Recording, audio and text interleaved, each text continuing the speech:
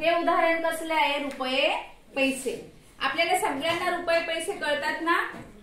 कळतात की नाही? तुम्ही दुकानावर जातात, कुरकुरे घ्यायला जातात, चॉकलेट घ्यायला जातात, बरोबर ना? आणि त्याने जर कमी पैसे दिले तर तुम्हाला कळतं ना की हे कमी पैसे आहेत तसं. मग आता हे रुपया पैशाचं उदाहरण आपण ह्या पद्धतीने बघू.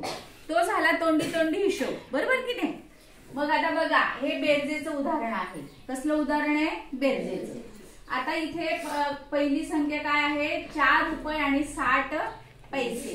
नंतर पुन्हा 4 रुपये आणि 60 पैसे. हा, मग हे असं झाल्यावर मग आपण काय करणार? आधी पैशाची बेरीज करणार. मग आता 60 आणि 60 पैसे किती झाले? 1 रुपया म्हणजे 120 झाले, बरोबर? मग 120, मग आता 1 रुपयात किती पैसे असतात? 100. मग आता हे 100च्या वर आहे की नाही?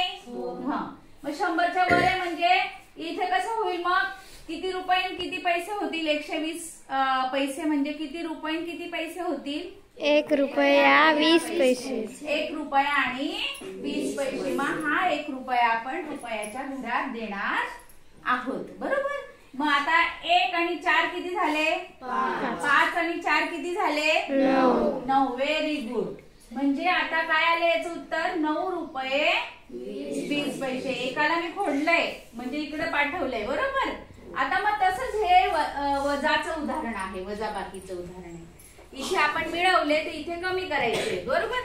पहिलं काय आहे? 5 रुपये आणि 40 पैसे. त्याच्यामधून किती पैसे कमी करायचे? रुपये पैसे 3 रुपये आणि 60 पैसे कमी करायचे, बरोबर? मग आता आधी आपण पैसे कमी करू. आता हे 40 पैसे तुझ्याकडे आहेत, पण तुला अंशला 60 पैसे द्यायचे आहेत. म्हणजे तुझ्याकडे पूर्ण पैसे आहेत का अंशला देण्यासाठी? नाही. मग तू कोणाकडनं घेशील? उसने आर्यनकडनं तू 1 रुपया घेशील. किती घेशील? 1 रुपया घेशील. पण हा 1 रुपया पैशाच्या घरात जाताना याचे काय होतील? सुट्टे. मग किती पैसे होतील 1 रुपयाचे? 100 पैसे होतील. किती पैसे होतील? 100 पैसे होतील. आता हे 100 आणि हे 40 किती झाले? 140, बरोबर? 140. मग त्याच्यामधून आपल्याला 60 पैसे. आता तुला 140 पैसे तुझ्या जवळ झाले. मग तुला आता याला 60 पैसे देता येतील की नाही? हा, मग आता 1 रुपया आणि 40 पैसे तुझ्याकडे आहेत, तर याला 60 पैसे देण्यासाठी तू सुट्टे केलेले आहेत, बरोबर? मग तू याला 60 पैसे दिले तर आता तुझ्याजवळ किती राहतील? 60 पैसे याला दिले. 140 पैशामधून, हे बघा, 140 पैशामधून 60 पैसे तो अंशला देणार आहे. म्हणजे त्याच्याजवळ किती पैसे शिल्लक राहतील? 80. Very good. त्याच्याजवळ 80 पैसे शिल्लक राहतील, बरोबर? आता यांनी 5 रुपयामधून 1 रुपया इथे दिलेला आहे उसना, म्हणून इथे काय होतील? 4 होतील.